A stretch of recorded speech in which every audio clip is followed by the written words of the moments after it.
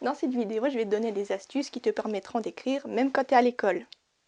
Numéro 1, vraiment numéro 1, fais tes devoirs parce que si tu as l'esprit perturbé, tu ne pourras pas écrire. Dans ton école, est-ce que tu as une bibliothèque? Parce que si tu as une bibliothèque, c'est un endroit fabuleux pour écrire. Parce qu'en général, c'est calme, on n'a pas le droit de parler, il y a plein de livres, donc tu peux faire plein de recherches. En plus, il y a souvent un ordinateur où tu peux faire des recherches dessus. À la bibliothèque, tu fais tes devoirs et après tu peux écrire ton livre. Tu mets une minuterie, par exemple tu écris 1 heure, 2 heures. Tu avertis tes parents avant. C'est un endroit où tu peux facilement écrire parce que tu n'auras pas l'influence des autres personnes de ta famille, ni le bruit de la télé, ni le bruit de toutes sortes de choses qui peuvent se retrouver à la maison. Ta maman qui fait le repas, l'aspirateur, ou le petit frère qui joue avec des jouets aussi, il tape sur des trucs. Donc la bibliothèque, c'est le rêve.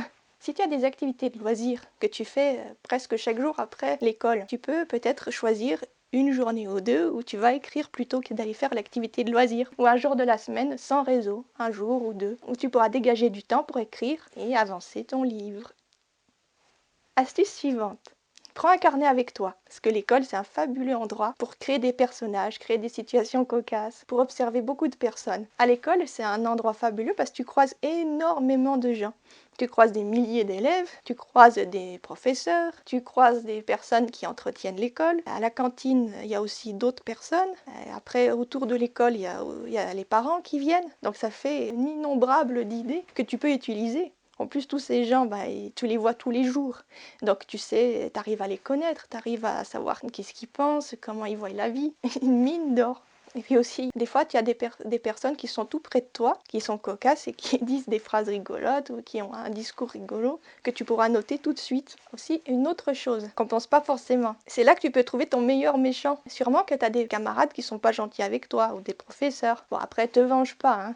Mais tu peux prendre quelques trucs et créer ton personnage méchant. Voir la psychologie, pourquoi il fait ça. En fait, tu peux retourner la situation, que oui, il t'agresse, mais toi, tu retournes la situation pour voir pourquoi il fait ça. Et après, tu crées ton méchant grâce à ce camarade qui est un peu harceleur. Sur ton méchant, tu peux voir ses faiblesses, ses qualités, et tu pourrais même réfléchir à comment il pourrait devenir attachant. Ouais, c'est difficile, mais des fois, on peut faire des méchants qui ne sont pas forcément des personnes horribles, mais des personnes simplement qui ont une histoire et qui sont quand même attachants et que tu pourrais en faire quelque chose. À toi de voir.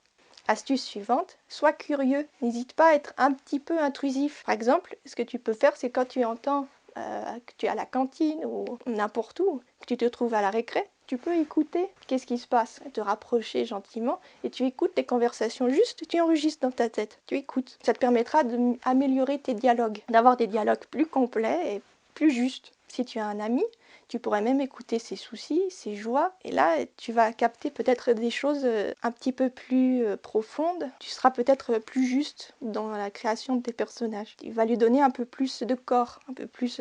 Ça va plus être un personnage un peu. Comment expliquer? Ça sera plus un personnage banal, mais il deviendra plus profond et il aura plus. Comment j'ai expliqué ça? Ça sera plus un personnage banal où tu sauras juste, ah oui, il a les cheveux bruns, il a des lunettes, et il a une veste en jeans. Tandis que si tu l'écoutes, que tu écoutes vraiment comment il s'exprime, comment il voit les choses, ton personnage il devient plus intéressant et plus attachant. Et on a envie de le suivre et de savoir où il va évoluer. Après, là, c'est l'astuce suivante. C'est une astuce plus dans la technique. Qu'est-ce que tu peux faire, toi, pour avancer dans tes chapitres et avancer aussi dans faire ton planning? Est-ce que ça serait possible pour toi, par exemple, avant l'école, de te lever une demi-heure plus tôt? Je sais pas, des fois c'est possible, des fois c'est pas possible, hein, suivant le trajet. Ou bien le soir, de réserver aussi du temps, de prévoir du temps quand tu peux écrire. Pour ça, tu devras être organisé, préparer tes affaires à l'avance. Une bonne chose importante à faire, c'est faire un plan de l'histoire. Ça, c'est très important. Enfin, moi, c'est ce que je fais. Moi, je fais un plan parce que ça m'aide à savoir où va l'histoire, où elle va se dérouler, qu'est-ce qui va se passer à peu près à chaque page. Du coup, j'écris beaucoup plus vite. Alors, comment tu peux faire un plan? Il y a plusieurs techniques. Et ça, on verra dans une autre vidéo. Le fait de faire un plan, ça t'évitera d'avoir des pages blanches et que tu aies plein de blocages dans ton histoire. Tu pourras avancer plus vite aussi. L'astuce suivante, c'est la régularité. Quand tu es régulier, ça développe ton imaginaire. Plus tu vas passer de temps à écrire, plus tu vas revenir sur ton écrit, plus tu vas y penser et même tu vas y rêver. Et quand tu y rêves, alors là, tu as tout gagné. C'est quand tu dors que tu construis ton histoire. Et l'avantage aussi, c'est que tu rempliras beaucoup plus de pages et ton histoire, elle va avancer. Et après, tu seras content de toi. Un autre endroit où tu peux écrire beaucoup, c'est pendant les week-ends et les vacances. Là, tu peux profiter de faire des journées entières à écrire. C'est des moments en général où tu as plus de temps pour écrire parce que tu as moins de devoirs, tu n'es pas à l'école. Donc, profite de ces moments-là pour écrire toute la journée par exemple. Et après, pendant les vacances, comme tu vas écrire tous les jours, en général c'est 2 semaines, 1 semaine, ça va beaucoup te motiver à continuer ton livre. Après, ça sera plus facile quand tu auras de nouveau l'école de reprendre, de trouver la motivation pour finir ton livre. Il y a aussi une autre chose, c'est que par exemple chaque jour, quand tu as fini ta séance d'écriture, tu peux t'arrêter au moment pile où tu as envie de plus le continuer. Comme ça te donne une sorte de manque que le lendemain, tu seras super pressé d'écrire la suite. Ensuite, trouve-toi un ami de confiance. Trouve-toi quelqu'un avec qui tu vas lui dire « j'écris un livre ». Parce que quand tu le dis, puisque tu l'as dit, ça va te forcer plus à écrire. Et puis après, ton copain, il va dire « alors, t'en es où ?» Et puis si t'as rien écrit...